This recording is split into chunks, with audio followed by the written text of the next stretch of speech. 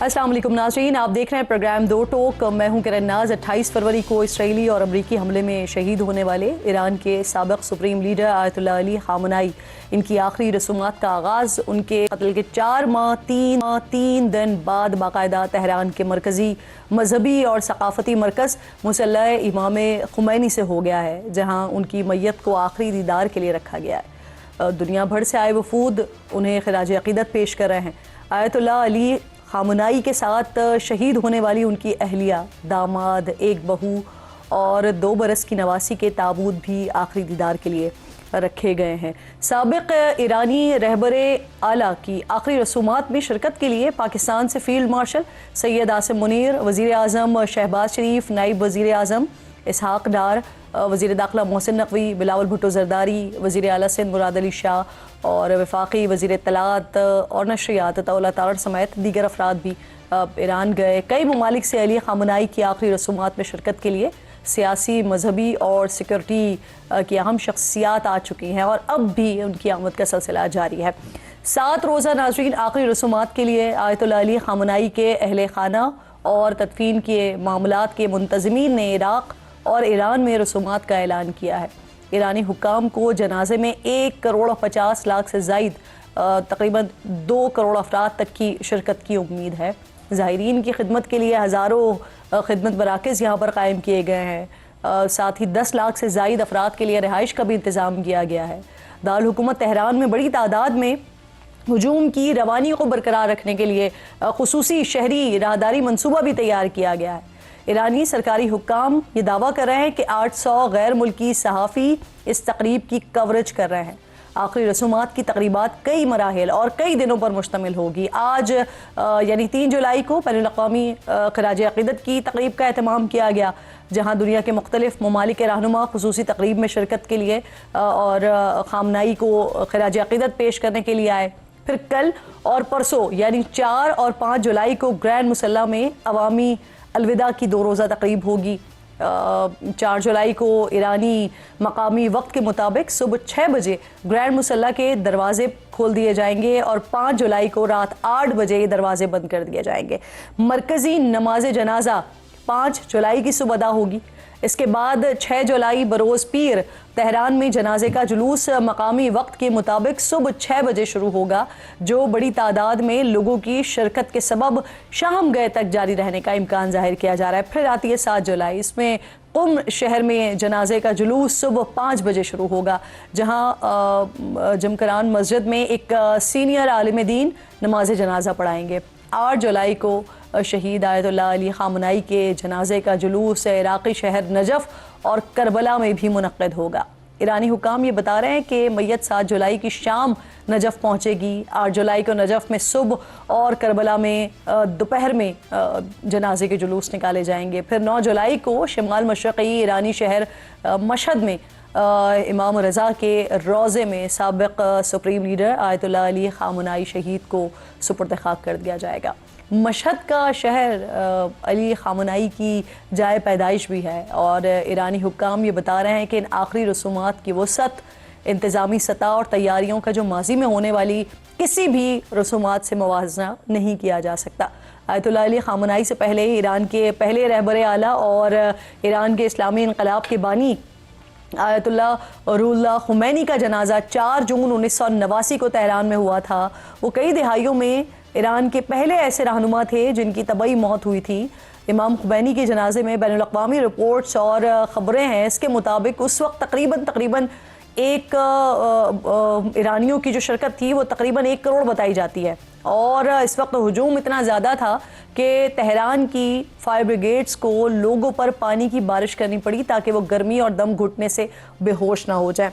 Ruhollah Khomeini की मैयत को हुजूम से बचाने के लिए हेलीकॉप्टर में मुंतकिल करना पड़ा था, लेकिन जैसे ही हेलीकॉप्टर उतरा हुजूम ने आगे बढ़कर उनकी मैयत को संभाल लिया था और लोगों में उनके कफन का टुकड़ा हासिल करने की दौड़ शुरू हो गई थी ताकि वो उसे एक यादगार के तौर पर अपने पास रख सकते हैं।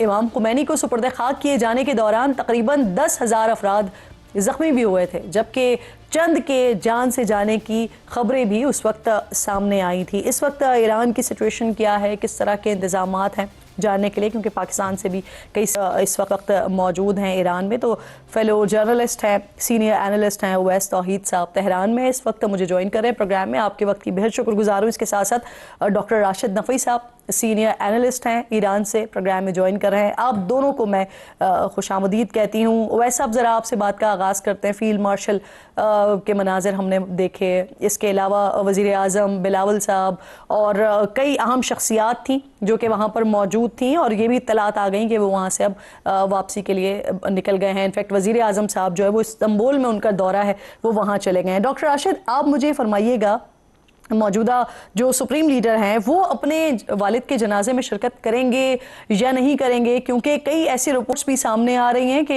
कि सिक्योरिटी के मामलात को देखते हुए वो मंजर आम पर नहीं आएंगे, वो अपने वालिद के जनाजे में शिरकत नहीं करेंगे। और कई जगहों पर यह भी रिपोर्ट हो रहा है कि शायद वो थोड़ी देर के लिए जनाजे में आएंगे और फिर उसके बाद चले जाएंगे। आप बता सकते हैं सर, क्या तय पाया है अभी तक?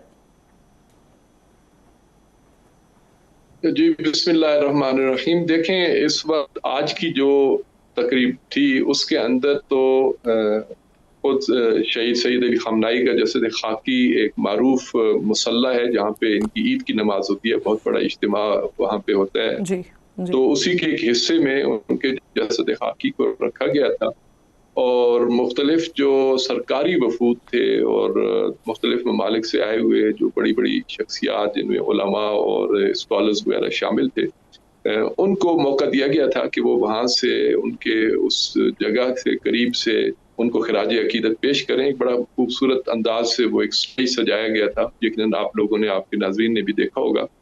तो उसके अंदर कंट्रोल्ड एरिया था। कंट्रोल्ड मुराद ये है कि जो उस बड़े एरिया के अंदर एक बिल्डिंग थी, उसके अंदर ये सारा प्रोग्राम या ये सारे अमूर अंजाम पाए। उसके अंदर ओपनली कुछ लोगों को दिखाया भी जा रहा है और कुछ को शायद न भी दिखाया जाए, और न दिखाए जाने वालों में इस बात का भी इम्कान है कि मौजूदा रहबर जो हैं वो आए भी हों, उन्होंने अपने वालिद की उसमें शिरकत भी की हो, लेकिन शायद मीडिया ने उसको कवर ना किया हो। ये मैं अपना इम्कान जाहिर कर रहा हूँ, यकीनी बात नहीं कर रहा। मुमकिन है कुछ देर के बाद अगर उनके उसके अंदर हो तो वो खुद भी आए भी और उसको मीडिया भी सामने लेके आए। अभी तक तो हमारे जैसे लोगों के पास, मीडिया के पास तो यही है कि वो इम्कान है कि वो तशरीफ लाएंगे। कम अज कम मशहद में जो जहाँ पे उन्हें सुपुर्द खाक करना है, तो वहाँ पे उनकी शिरकत के बारे में ज्यादा इम्कानात का इजहार किया जा रहा है। चूंकि मैं आपके नाजरीन और आपको बताता चलूँ कि ये 3-4 मरहलों में है ये जुलूस जनाजा। एक तो 2-3 दिन तेहरान में होगा, उसके बाद कुम में है, कुम के बाद ये नजफ और करबला जाएगा इराक से, वहां से फिर मशहद मुकद्दस में आएगा और मशहद मुकद्दस में जाके उनको बाकायदा तदफीन होगी। तो इम्कान ये है कि मशहद में सईद बिल्कुल आपकी बात दुरुस्त है, मैंने भी वो सारा का सारा मामला बताया। अच्छा, मुझे सर अगर आप ये भी बता सकें कि अगर मशहद ही दोबारा जनाजा आता है और फिर यहीं पर ही सारे मामलात होते हैं तदफीन के, तो ये फरमाइएगा कि क्या यहाँ पर मुश्तबा खामनाई खुद फिर नमाज जनाजा पढ़ाएंगे? क्योंकि ये भी अभी क्लियर नहीं हो रहा है। एक सीनियर आलिम के बारे में कहा जा रहा है वो जनाजा पढ़ाएंगे। जी, मैंने आपसे अर्ज किया ना कि अब तक तो सिर्फ अंदाजे हैं, क्योंकि बाकायदा ऑफिशियली कोई चीज अनाउंस नहीं हुई कि मशहद में नमाज जनाजा कौन पढ़ाएंगे। लेकिन अवामी ख्वाहिश भी है और आलमी सतह पे भी लोग इसके इंतज़ार कर रहे हैं कि खुद सैयद मुश्तबा जो है खामनाई वो नमाज जनाजा पढ़ाएं। लेकिन मैंने जैसे मुमकिन है तेहरान के अंदर भी वो किसी इवेंट में शरीक हो जाएं या कुम के अंदर या मस्जिद के अंदर, तो ये अभी सब इम्कानात हैं, क्योंकि यहाँ पे ओवरऑल अच्छा, मुझे ये भी फरमाइएगा राशिद साहब, ये भी फरमाइएगा सर कि जिस तरह से अभी जो ये सिलसिला जनाजे के दौरान क्या किसी किस्म की इसराइल की तरफ से कोई हमला वगैरह भी हो सकता है, कोई कोशिश की जा सकती है, इस तरह का कोई खदशा मौजूद है? क्योंकि जब अब मैं और आप बात करें तो अब से कुछ लम्हात पहले IRGC की तरफ से एक स्टेटमेंट सामने आया है कि अगर हमारी मुकद्दस हस्तियों की बेहुरमती की कोशिश की गई तो इसका जवाब बहुत खतरनाक होगा। यानी कि कोई ना कोई खदशात या कोई ना कोई ऐसे सिक्योरिटी थ्रेट्स क्या इसराइल की तरफ से मौजूद हैं जो इस पर बड़ी वजाहत के साथ पैगाम दे दिया गया आगे?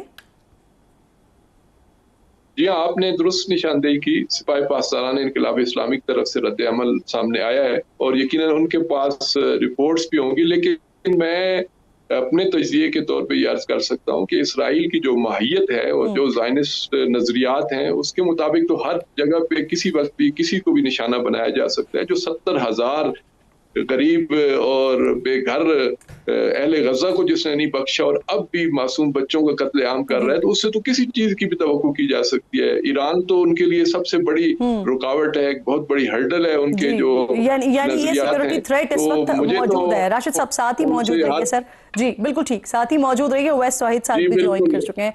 बहुत शुक्रिया उवैस साहब। यकीनन जो इस वक्त वहां पर मनाजर है, मैं देख भी रही हूँ, सुबह से फॉलो भी कर रही हूँ, और बताया ये जा रहा है कि वहां पर जो पाकिस्तानी सहाफ़ी हैं उनको बाकायदा तौर पर जिस तरह से ईरानी अवाम मिल रही है या एक शोक की कैफियत है वहां पर, लेकिन ईरानी अवाम ये बता रही है पाकिस्तानी जितने भी सहाफ़ी हैं उनको कि वो समझते हैं इस बात को कि सबसे बड़ा किरदार पाकिस्तान ने अदा किया है। और फिर इसी किरदार को देखते हुए जिस तरह से हमारी पूरी की पूरी ऑलमोस्ट क़यादत वहां पर मौजूद, वज़ीर आज़म साहब भी, फील्ड मार्शल भी, दीगर आला सतह क़यादत भी, एक बड़ा स्ट्रॉन्ग मैसेज भी गया है। इसके अलावा भी फिर हम देख रहे हैं कि वहां पर 90 से ज़ायद ममालिक के वफूद हैं जिनकी शिरकत या होनी है या हो चुकी है। आपने क्या देखा सर? नहीं किरण, देखिए आपने अपने इब्तिदाइये में तो सारा बयान कर दिया कि स्ट्रॉन्ग मैसेज गया है कि हमारे फील्ड मार्शल जनरल नासिम मुनीर, पूरी सियासी क़यादत, खुद यूसुफ रज़ा गिलानी और फैसल कुंडी साहब कल मेरे साथ जहाज में ही थे जब यहाँ पे मैं तेहरान में लैंड किया हूँ। तो एक बहुत बड़ा एक स्ट्रॉन्ग मैसेज 1947 से जो एक ब्रदरली एक रिलेशनशिप है ईरान का। ईरान द फर्स्ट कंट्री जिसने रिकग्नाइज किया पाकिस्तान को आफ्टर इट्स क्रिएशन इन 1947, और फिर जिस तरह एक साल के अंदर 2 दफा जंग के दौरान हमारी सिविल और मिलिट्री लीडरशिप ने जिस तरह साथ दिया है, और जिस तरह जनरल नासिम मुनीर साहब ने एक आर्किटेक्ट के तौर पे इमर्ज हुए हैं कि जिन्होंने ब्रोकर की डील खुद इस जंग के दौरान 2 दफा दौरा किया जहां पे स्टॉल लग रही थी कि कहीं स्टेलमेट तो नहीं आ गया। उस दौरान फिर उन्होंने रिज्यूम किए टॉक्स। तो एक बहुत बड़ा किरदार ब्रिज का। और आज मैं आपको वो मनाज़िर बताता हूँ, तजिया रहने देते हैं, जो मैं पूरे शहर का एक दौरा किया मैंने 2, 2.5, 3 घंटे के लगभग, और अप स्केल एरियाज में गया, और जो लोग हैं ग्रुप्स के अंदर वो मुल्क के मुख्तलिफ हिस्सों से, कस्बों से, देहातों से, शहरों से वो अब आना शुरू हो गए हैं। ज़्यादातर सियाह लिबास में मलबूस हैं, और हज़ारों की तादाद में पोस्टर्स, बैनर्स और सेइंग्स जो आयतुल्लाह खमेनी साहब शहीद की वो वहाँ पर आवेजा हैं। और जगह जगह पे स्टॉल्स लगे हुए हैं जहाँ पे पासदारान के हैं लोग। सिक्योरिटी बहुत स्ट्रिक्ट है, जिस तरह आप अभी बात कर रही थी सिक्योरिटी कंसर्न्स की। मैं खुद मुसल्ला इमाम खमैनी जहाँ पे जसद खाकी है इस वक्त, जसद खाकी मौजूद है इमाम आयतुल्लाह अली खमेनी साहब का, वहाँ पे मैं करीब से गुजरा हूँ तो बहुत स्ट्रिक्ट सिक्योरिटी थी। और जो एक ग्रैंड फेयरवेल देने का जो है इस पूरी कौम का, मैंने और लीडरान के इतने नहीं देखे। हाँ, शहीदों के जो IRGC के लीडरान हैं, सियासी क़यादत है, लारजानी साहब शहीद की तस्वीरें देखी हैं, लेकिन ज़्यादातर जो है आयतुल्लाह खमेनी जिन्होंने 36 साल तक जो एक मुश्किल हालात के अंदर ईरानी कौम को और ईरान की जो एक बहुत ही मुश्किल हालात थे उसके अंदर जिस तरह गाइड किया है, वही एक ग्रैंड फेयरवेल देना चाह रहे हैं। और दूसरा एक आम तासुर मगरबी मुल्कों के अंदर है कि जी यहाँ पे कोई खवातीन जो है सारी हिजाब के अंदर है। ऐसा भी नहीं देखा मैंने। लड़कियां नॉर्मल जीन्स टी शर्ट्स के अंदर भी देखा, और लड़कों के साथ खड़ी हुई हैं ग्रुप्स के अंदर, अप स्केल एरियाज के अंदर, चौराहों के ऊपर मोटरसाइकिलें चला रही हैं। तो वो, और दूसरा एक दीवारों पर मैंने ग्रेफिटी देखी कि अभी तक अमेरिका मुर्दाबाद के नारे लिखे हुए हैं पर्शियन के अंदर, और फिर साथ में कि हमारे रहबर, जी बिल्कुल, और साथ में जो है वो कि जो दुश्मन मुल्क है अमेरिका, उसने हमारे रहबर को शहीद किया।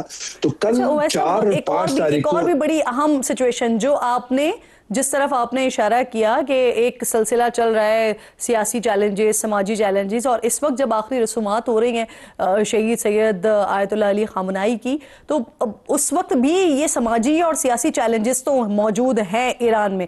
अब इसके साथ साथ एक मजहबी पहलू भी बड़ा इंपॉर्टेंट है। तो ये फरमाइएगा कि आप वहां पर ये सारा सिचुएशन, इस वक्त सारे मनाजर को देख रहे हैं, कैप्चर कर रहे हैं, क्या ये मौका सर इक़्तिदार की मुंतकली और ईरान में अली खामनाई की शहादत के बाद जो सियासी निज़ाम का इस्तेहकाम है उसके लिए भी ये एक अहम किरदार हो सकता है? और क्या इसको कंसीडर किया जा सकता है मुश्तबा अली खामनाई की बैत को लेकर? मुझे ऐसा ही लगता है कि मुश्तबा खामनाई साहब जो हैं, उनका जो किरदार है, उनकी जो कुर्बानियां हैं, कि उनकी अहलिया, उनके वालिद आयतुल्लाह खामनाई साहब, उनकी वालदा शहीद कर दी गई, और फिर जिस तरह इन्होंने इस तरह अमन मुआहिदे के दौरान और जिस तरह जंग के दौरान जो हिदायत देखे, जो लीडरशिप देखे, जो किरदार अदा किया है, तो उनका एक किरदार एक ऑलरेडी एक सुप्रीम लीडर के तौर पर रह रहा है। हो सकता है कि अगर आयतुल्लाह खामनाई साहब हयात होते और उस वक्त कोई और सूरत हाल होती, जंग की नहीं होती और इन कुर्बानियों का सिलसिला नहीं होता, तो शायद मुश्तबा खामनाई साहब सुप्रीम लीडर नहीं मुंतखब होते। लेकिन इस वक्त, जिस वक्त मैं और आप बात कर रहे हैं, मुझे ऐसा लग रहा है कि अगर ये अमन मुआहिदा, जो इंटरिम अमन मुआहिदा है, एक फ्रेजाइल है और बहुत बदएतमादी की भी फिजा मैंने देखी है लोगों को, कि वो इस अमन मुआहिदे के हिसाब से अब मुआहिदे के नुकात के हिसाब से तो बहुत मुतमईन नजर आ रहे हैं कि बहुत गेन है ईरान का, लेकिन साथ साथ में वो उनको अमेरिका और इजराइल पर एतमाद नहीं है, और बदएतमादी की बहुत लंबी तारीख है जो हमारे नाज़रीन को, आपको भी पता है। तो मुश्तबा खामनाई साहब, मुझे लगता है कि अगर ये मामलात आगे इसी तरह मरहलावार आगे अगर हल हुए, तो फिर मुझे लगता है कि एक नई ईरान की बुनियाद होगी। और मुश्तबा खामनाई साहब, मुझे ऐसा लगता है कि गालिबन, जिसकी आप भी निशानदेही कर रही थी, अंदिया दे रही थी, मुझे लगता है कि वो फ्यूनरल प्रोसेशंस को लीड करते हुए नजर आए और पहली दफा पब्लिक अपीयरेंस दे उन मिलियंस ऑफ ईरानियंस जो इस वक्त ग्रैंड फेयरवेल के लिए। लेकिन तावक्त ये कि जब हम बात कर रहे हैं उस वक्त तक ये क्लैरिटी इस वजह से भी नहीं आ रही है वैसा साहब कि सिक्योरिटी कंसर्न और रीजंस मौजूद हैं वहां पर। और अभी थोड़ी देर पहले हमने IRGC के हवाले से भी तस्करा किया कि जिन्होंने अभी कुछ ही लम्हात पहले ये स्टेटमेंट भी दिया है कि किसी भी किस्म की अगर कोई कार्रवाई करने की, कोई हमला करने की कोशिश की गई तो जवाब बहुत ज्यादा खतरनाक आएगा। और राशिद नकवी साहब, आपका बेहद शुक्रिया, आप साथ मौजूद थे। इसके साथ साथ उवैस तौहीद साहब, आप दोनों मोअज़्ज़ज़ मेहमानों की मैं बेहद शुक्रगुजार हूँ। क्विकली नाज़रीन, अगले सेगमेंट की जानिब हमारे सामने एक FIR आती है और उस FIR में लाहौर से अगवा की गई हॉलैंड और वेनेजुएला की 2 ख़वातीन, इनको बाजियाब करवाया जाता है। 4 मुल्जिमान इसमें गिरफ्तार किए जाते हैं। अब जो पुलिस इस पे स्टेटमेंट अपना दे रही है वो ये बता रही है कि जो सारा का सारा मामला है ये क्रिप्टो करेंसी में सरमायाकारी से शुरू हुआ है। डिफेंस SHO के खिलाफ मुकदमे का ताल्लुक भी ख़वातीन अगवा केस से है। कई सारी चीज़ें इस सारे मामले में आ रही हैं, ये बहुत सारे सवालात हैं। फिर एक अहम सियासी शख्सियत के साथ भी मुल्जिमान का ताल्लुक जोड़ा जा रहा है। तो इन तमाम सवालों के जवाबात लेने के लिए हमारे रिपोर्टर हैं फहद भट्टी, वो हमें प्रोग्राम में ज्वाइन कर रहे हैं। फहद, मैं आपकी बेहद शुक्रगुजार हूँ क्योंकि आप क्राइम को देखते हैं और ये जो इस वक्त हमारे सामने FIR आई है, इस FIR में तो जो बड़ी खौफनाक चीज़ें इस FIR के अंदर मौजूद हैं। जिस्मानी रिमांड पर पुलिस के हवाले कर दिया गया है मुल्जिमान को। मजीद कुछ चीज़ें पता चल सकी हैं? क्या हुआ, कब का ये वाक़या है? ख़वातीन ने क्योंकि रेप का इल्ज़ाम लगाया है, तो क्या मेडिकल रिपोर्ट आई है सामने? इस इल्ज़ाम की तस्दीक हो सकी है? ख़वातीन का मेडिकल वगैरह करवाया गया? जी बहुत शुक्रिया किरण। सबसे पहले तो मैं ये बता दूं कि ये मामला शुरू हुआ था 2025 में। इन लड़कियों की मुलाकात हुई थी रज़ा नामी एक शख्स के साथ जो FIR में भी मेंशन है। सिंगापुर में इनकी जो है वो मुलाकात हुई और उसके बाद रज़ा ने इन दोनों लड़कियों को पाकिस्तान आने की दावत दी और इनका वीज़ा का सारा प्रोसेस करवाया और 29 जून को ये दोनों लड़कियां पाकिस्तान आ गई। 29 जून को इनको जैसे ही एयरपोर्ट से रज़ा ने रिसीव किया तो उसके बाद रज़ा इनको मरी जो हिल स्टेशंस हैं वहाँ पे घुमाने के लिए ले गया और उसके बाद अगले रोज़ इनको लाहौर लेकर आया अपने घर में। तब तक लड़कियों को शक हो चुका था कि ये बंदा जो हमारा दोस्त कहता है ख़ुद को, ये हमारे साथ कुछ बेहतर सलूक नहीं कर रहा। तो उन्होंने अपनी गाड़ी की एक तस्वीर अपने वालिद को भेज दी, उन दोनों लड़कियों में से एक लड़की ने, कि हमारे साथ कुछ ऐसा वैसा अगर हो तो फौरी अपनी गाड़ी की तस्वीर, या ये जिस गाड़ी में हमें रिसीव किया जा रहा है, ये गाड़ी की तस्वीर आपके पास होनी चाहिए। तो जैसे ही उनको घर में वो लेकर गया रज़ा, तो उन लड़कियों में से एक लड़की ने अपने वालिद को बता दिया कि वी आर किडनैप। उसके बाद लड़कियों के साथ मुबैना तौर पर रेप हुआ। 5 मुलज़िमान ने मुबैना तौर पर लड़कियों के साथ रेप किया और 15 पे कॉल मौसूल हुई दोनों लड़कियों में से एक लड़की के वालिद की सेफ सिटी को। तो सेफ सिटी को जब कॉल रिसीव हुई तो उसके बाद पुलिस ने कार्रवाई करते हुए 2 घंटे के अंदर कॉल ट्रेस की, मोबाइल नंबर यानी 2025 के मामले की एफआईआर 2026 में जाके दर्ज हुई है फहद, या 2025 से मामला शुरू हुआ था? ऐसा नहीं है, 2025 में किरण, 2025 में इन दोनों लड़कियों की मुलाकात हुई थी रज़ा से, वहां से दोस्ती इनकी शुरू हुई और उसके बाद 2026 29 जून को ये दोनों लड़कियां पाकिस्तान आई। 29 जून को ये पाकिस्तान आई है। मजीद भी डिटेल्स मैं आपसे लेती हूँ फहद, मुझे एक ब्रेक लेना है, छोटा सा ब्रेक के बाद जब ऐसी तलात भी आ रही थी कि दोनों ख्वातीन गैर मुल्की मेहमान इन्होंने आज वापस चले जाना था, तो क्या इस वक्त वो पाकिस्तान में है या चली गई हैं? फहद जानती हूँ आपसे ब्रेक के बाद।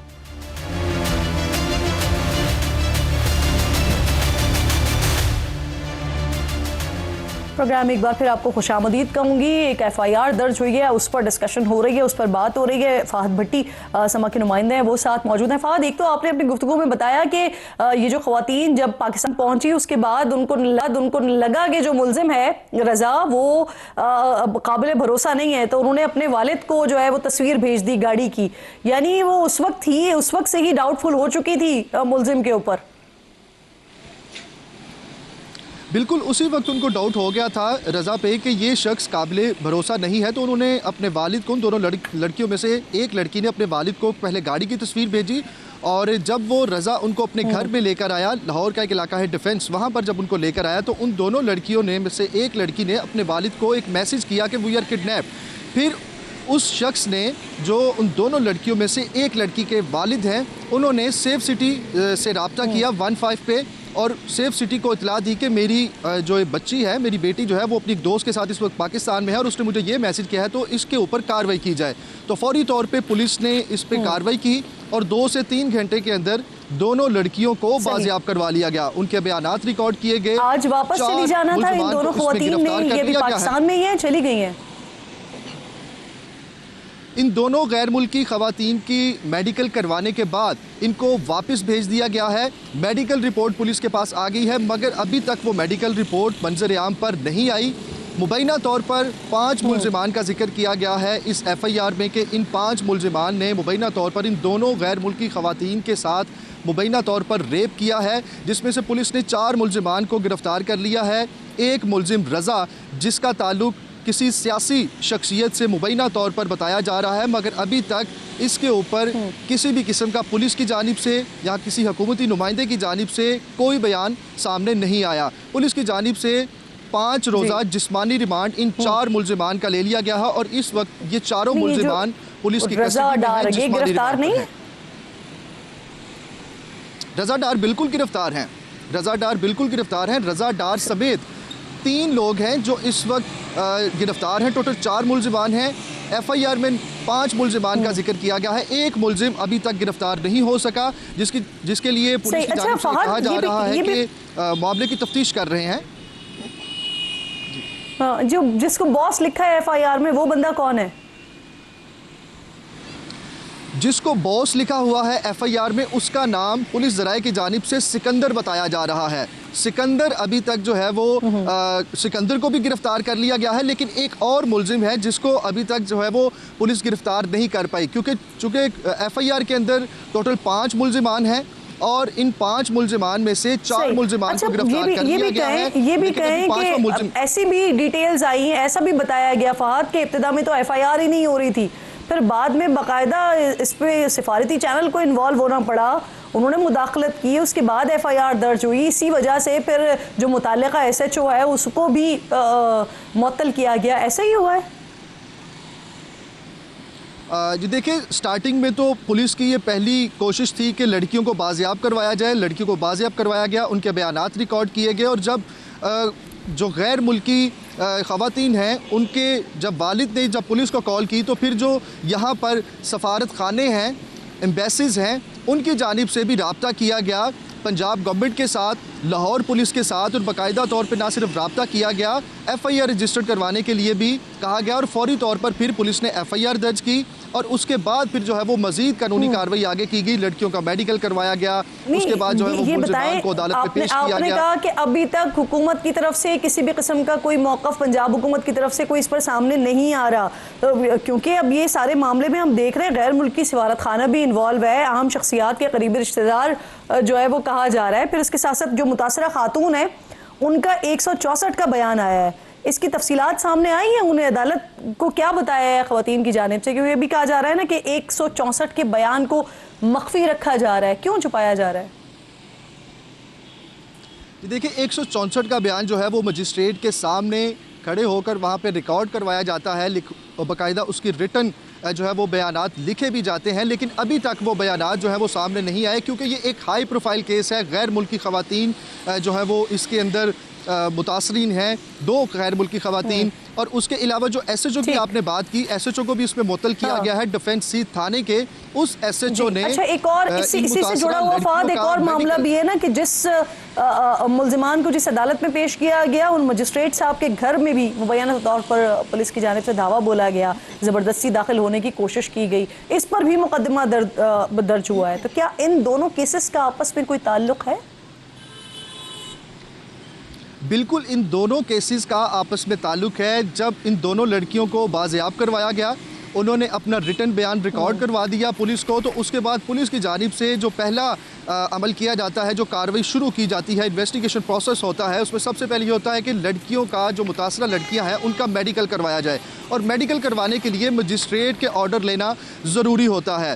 रात लेट नाइट डिफेंस सी थाने के SHO मजिस्ट्रेट के घर पहुंचे, उनसे ऑर्डर लेने के लिए, अहकामात लेने के लिए, उनके साइन लेने के लिए कि आप ये साइन कर दें कि हमने इन लड़कियों का मेडिकल करवाना है। तो वो सोए हुए थे मजिस्ट्रेट, जिसके जहां पर वो जो है वो तल्ख कलामी हुई मजिस्ट्रेट की और SHO की, और ज़बरदस्ती SHO जो है वो मुबैना तौर पर यह कहा जा रहा है कि वो मजिस्ट्रेट के घर घुसे, जिस पर मजिस्ट्रेट ने SHO के अगेंस्ट ना सिर्फ मुकदमा दर्ज करवाया है बल्कि बाकायदा तौर पे एहतजाज भी रिकॉर्ड करवाया है कि रात में इतना लेट नाइट वो उनके घर पर आए, ज़बरदस्ती अंदर घुसे और उनके साथ तलब कलामी की। मामला ये इंतहाई अहम है, लेकिन इसमें जो अहम शख्सियत के साथ जो है वो ताल्लुक, कोई अहम शख्सियत हो या आम शख्सियत हो, लेकिन किसी के भी जुर्म का जो है वो किसी और के साथ ताल्लुक नहीं जोड़ा जा सकता, तावक्त ये कि वो इन्फ्लुएंस करने की कोशिश ना करें। बहुत शुक्रिया आपका फाद भट्टी, प्रोग्राम में आप साथ मौजूद थे, गुफ्तगू कर रहे थे। एक छोटा सा ब्रेक लीजिए, ब्रेक के बाद पाकिस्तान तहरीक इंसाफ से अहम शख्सियत शफी जान साहब प्रोग्राम में साथ मौजूद होंगी। कश्मीर के हवाले से, इलेक्शन के हवाले से क्या मामला तय पाए हैं, इस पर बात करते हैं ब्रेक के बाद।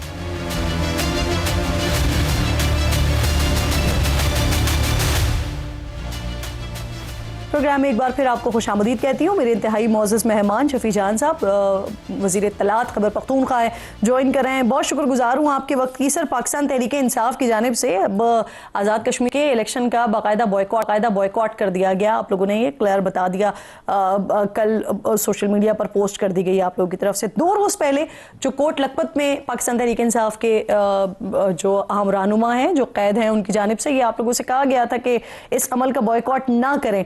इसके बाद भी ये फैसला हो गया, इसका एलामिया भी आ गया, फिर जो इसमें वजूहात सामने आई हैं, अगर वाकई ये तमाम वजूहात मौजूद है ऑन ग्राउंड, तो फिर पहले बैरिस्टर गौहर साहब ने क्यों उम्मीदवारों की जो फाइनल लिस्ट है वो शेयर की थी, क्यों इस पर वो अपीलें सुन रहे थे?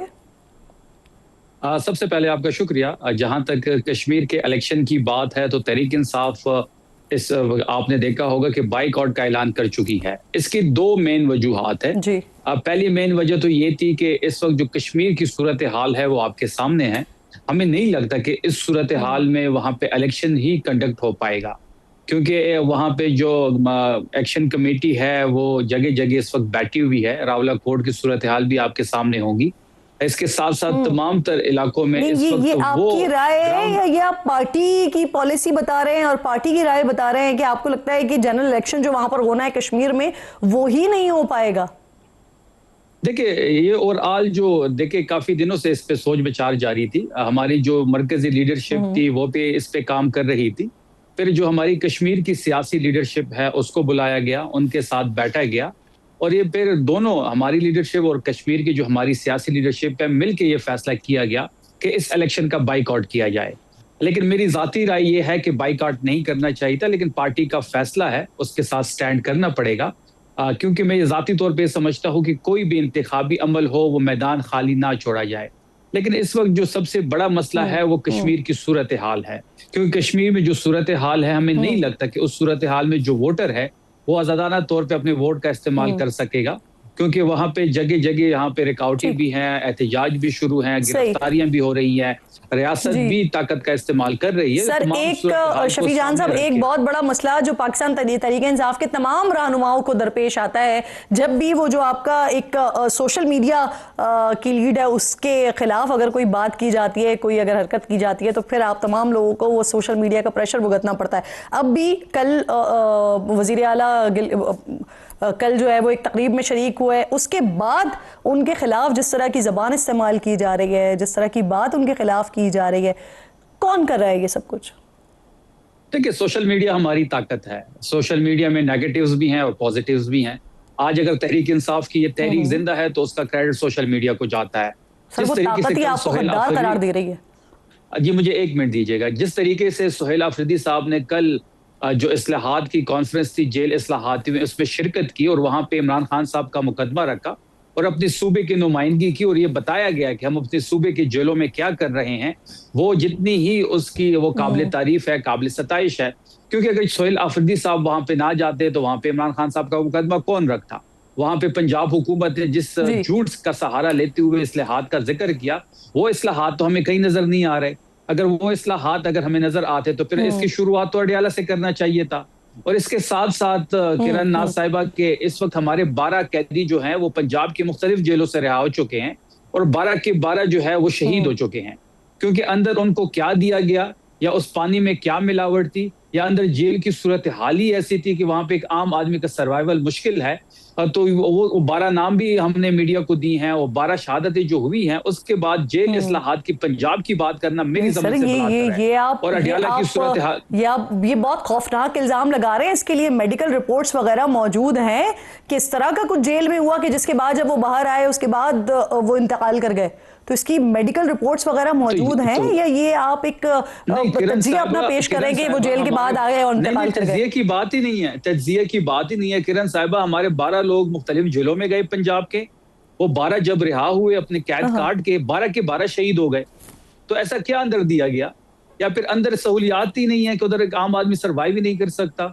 कल मरियम साहिबा ने वहां पे खड़े होकर जिस इस्लाहात का जिक्र किया, वो एक चीज भी हमें अडियाला में नजर नहीं आती। 12 तो नहीं है सर, काफी बड़े बड़े नाम आपके जो है वो आए। अली मोहम्मद खान साहब भी थे, अली अमीन गंडापुर साहब भी थे, सैकड़ों लोग थे। लेकिन ये मैं आपको इसलिए दोबारा कह रही हूँ कि ये बड़ा इल्जाम आप लगा रहे हैं कि 12 लोग आते हैं और इंतकाल कर जाते हैं। तो आप कह रहे हैं कि वो जेल की वजह से कोई ना कोई मेडिकल रिपोर्ट होनी चाहिए इस बात को करने के लिए। सर आज पंजाब के असेंबली के फ्लोर पे ये बात रखी गई है, हमारे एमपीए ने नाम भी बताए हैं, हमारे एमपी ने उनके कैद के टाइम भी बताया है, किस किस जेल में रहा है पंजाब के वो भी बताया गया है। हम कोई इल्जाम नहीं लगा रहे, वो ऑन रिकॉर्ड चीज पड़ी हुई है। तो फिर आप एक ऐसे कॉन्फ्रेंस में खड़े होते हैं और वहां पे फिर आप अपने इस्लाहात का जिक्र करते हैं जो झूठ पे मबनी होता है। फिर इसके बरकस अफरीदी साहब ने जिस तरीके से इमरान खान साहब का इस तकरीब में सर चारों वज़राए आला ने स्पीच की, मेरी नजर से कुछ विजुअल्स भी गुजरे। अब हुआ ये कि जब मरियम साहिबा खिताब कर रही थी तो वो शायद वो जिस हम सोशल मीडिया आपकी ताकत की बात कर रहे हैं उसी ऑप्टिक्स के लिए वज़ीर आला खैबर पख्तूनख्वा मुंह मोड़े बैठे रहे, लेकिन वो एक जगह चूक कर गए कि जब तकरीर खत्म हुई तो तालियां भी बजा दी। सर नहीं, वो एक नेचुरल सी चीज है कि आप जिस भी तकरीब में मौजूद हो और वहां जो भी स्पीकर होता है वो जब अपनी स्पीच खत्म करता है वो आप सुनते हैं या नहीं सुनते, तो ये एक नेचुरल सी चीज है कि आप तालियां बजाते हैं। देखिए जब अफरीदी साहब स्पीच की तब भी सब तालियां बजा रहे थे। नहीं, लेकिन वो डेलिबरेटली क्या नहीं सुन रहे थे? वो चेहरा मोड़ कर बैठे हुए थे। नहीं, देखिए अब उसकी बातों में किसको इंटरेस्ट होगा जो फॉर्म 47 की पैदावार हो, जो महर शराफत से हारी हो, जिसके फेडरल में 17 सीटें और पूरा पाकिस्तान उनको दे दिया जाए। फिर इसी तरह पंजाब में गवर्नमेंट तहरीक इंसाफ की थी और मरियम साहिबा को दे दिया गया, तो उसकी स्पीच में कौन इंटरेस्टेड होगा? फिर वो जो स्पीच कर रही थी वो भी सारा झूठ पे मबनी था। क्योंकि आप मुझे 2 मिनट देगी, मैं आपको अच्छा, मुझे आखिर में हालात बता देता हूँ। जी ठीक सर, हम काफी सारी बात कर चुके हैं। मुझे ये फरमाइए, इस हफ्ते बुशरा बीबी साहिबा की अहले खाना से मुलाकात हुई है, तो जेल से कोई पैगाम आया है? क्योंकि आपने 2 रोज पहले एक प्रोग्राम में जिक्र किया है कि आप लोग सलमान सफदर के जरिए इमरान खान को पैगाम पहुंचाते हैं। ये बात तो हम कई दफा कर चुके हैं। आफरीदी साहब ने खुद इस बात का तस्करा अपने प्रेस टॉक्स में भी किया है कि हमने कुछ मैसेजेस भिजवाए थे और उसके बदले में हमें कुछ मैसेजेस भी मिले हैं। और आपने देखा होगा कि ये कहते हैं कि खान साहब की मुलाकात इसलिए हम नहीं करवाते। कोई स्पेसिफिक मैसेज बता सकते हैं, क्या पैगाम मिला है आपको? नहीं, बुशरा बीबी की अभी जो मुलाकात हुई है अपनी फैमिली से, उसके बाद जो है वो अभी हमने उस पर कंप्लीटली बात करनी है, क्योंकि कुछ मैसेजेस हमने तफसीलन उनसे बात भी करनी है और कुछ मैसेजेस जो हैं वो जरूर आए होंगे, उस पर भी बात करेंगे इंशाल्लाह। शफी जान साहब, बहुत शुक्रिया, प्रोग्राम में आप साथ मौजूद थे। आगे बढ़ते हैं नाज़रीन। ऑपरेशन मार्का हक में बदतरीन नाकामी के बाद भारत की अब कोशिश ये है कि पाकिस्तान में किसी तरह से आग लगाई जाए, बेअमनी कायम की जाए। पाकिस्तान के छोटे छोटे मसलों को अपने पेड मीडिया पर ज़रा बढ़ा चढ़ा कर आवाम को दिखाया जाए और आवाम को अपनी उसी तरफ उलझाए रखें। लेकिन भारत में खुद क्या चल रहा है, ये बहुत ज़्यादा ज़रूरी है बताना। मोदी के राज में हिंदुस्तान में मुसलमानों और दीगर अक़लियतों के लिए कोई जगह नहीं है। मगरबी बंगाल में भारतीय जनता पार्टी इक़्तिदार में क्या आई, अब बांग्लादेशी मुसलमान पनाह गुज़ीनों के लिए भी ज़िंदगी मुश्किल बना दी गई है। नौ मुंतखब वज़ीर आला सुविंदर अधिकारी ने ओहदा संभालने के तीसरे रोज़ ही 3D पॉलिसी का आगाज़ कर दिया है। ये पॉलिसी डिटेक्ट, डिलीट, डिपोर्ट, यानी पहले मुस्लिम पनाह गुज़ीनों की शनाख्त करना, फिर उनकी रजिस्ट्रेशन या इंदराज को ख़त्म करना और फिर उनको रात के अंधेरे में सरहद पार धकेल देना। इस 3D पॉलिसी के तहत तमाम 23 अजला के हुक्काम को ये हिदायत दी गई हैं कि वो अपने अपने इलाकों में होल्डिंग सेंटर्स कायम करें। बांग्लादेशी पनाह गुज़ीन जहाँ नज़र आएँ उन्हें फ़ौरी गिरफ्तार करें, उन्हें होल्डिंग सेंटर्स में मुंतकिल करें। सूरत हाल का अंदाज़ा फाइनेंशियल टाइम्स की इस रिपोर्ट से लगाया जा सकता है। इस वक्त बांग्लादेशी बॉर्डर गार्ड सरहद पर स्पीकर्स के जरिए ये ऐलान कर रहे हैं कि भारतीय फोर्सेस लोगों को ज़बरदस्ती सरहद पार न धकेलें। ह्यूमन राइट्स वॉच की Asia deputy director Meenakshi Ganguly ने बीजेपी का घिनौना चेहरा सामने लाते हुए बताया है कि बीजेपी सरकार इस 3D पॉलिसी की आड़ में ज़्यादातर मुसलमान ख़ानदानों को गैर कानूनी तौर पर बांग्लादेश भेज रही है या फिर उन्हें सरहद पार पर बेसहारा छोड़ रही है। यानी मसला पनाह गुज़ीनों का नहीं है, बल्कि मसला मुसलमानों का है, मुसलमान पनाह गुज़ीनों का है। इस सूरत हाल का सामना करने वाले एक मुतासरा पनाह गुज़ीन ने फाइनेंशियल टाइम्स से गुफ्तगू की और बताया कि उन्हें रात के अंधेरे में एक मदरसे से उठाकर ले गए, सरहद पर लेकर गए, वहाँ सारी लाइट्स बंद कर दी और फिर गेट खोलकर फायरिंग कर दी और कहा गया कि अब जाओ, अब डरने की ज़रूरत नहीं है, तुम तो बांग्लादेशी हो। वो डर गए इस सूरत हाल से, क्योंकि उनको अंधेरे में मालूम ही नहीं था कि जाना किस तरफ है। बांग्लादेशी वज़ीर आज़म के मुशीर बराए ख़ारजा हुमायूं अकबर ने सूरत हाल पर रद्द अमल देते हुए कहा है कि वो महज लोगों को ज़बरदस्ती सरहद पार नहीं धकेल सकते हैं। बांग्लादेश पहले ही म्यांमार से जान बचाकर आने वाले 10 लाख से ज़ायद रोहिंग्या महाजरीन की मेज़बानी कर रहा है और ऐसी सूरत हालात को मज़ीद ख़राब कर सकती है। मोदी के दौरे हुकूमत में हिंदुत्वा नज़रिए ने भारत के फेक सेकुलर चेहरे को मज़ीद बर्बाद और मस्क कर दिया है। भारत के मुसलमानों के लिए ज़िंदा रहने की पहली शर्त हिंदुत्वा सोच के सामने अपनी वफादारी का सबूत देना है। हालात ये हैं कि भारत की फ़ौज भी बीजेपी की मुतशद्दिद और मजहबी सियासत की नज़र हो चुकी है। दुनिया का अगला सबसे बड़ा कत्लेआम भारत में होने का ख़दशा है और कोई शक नहीं है इसमें कि इस कत्लेआम की शिद्दत गज़ा और फ़लस्तीन से भी बढ़कर होगी। अल्लाह ताला वहाँ पर मौजूद मुसलमानों की और दीगर माइनॉरिटी की हिफाजत फरमाए। वक्त ख़त्म हो गया प्रोग्राम का। इंशाल्लाह नाज़रीन से मुलाकात होगी कल।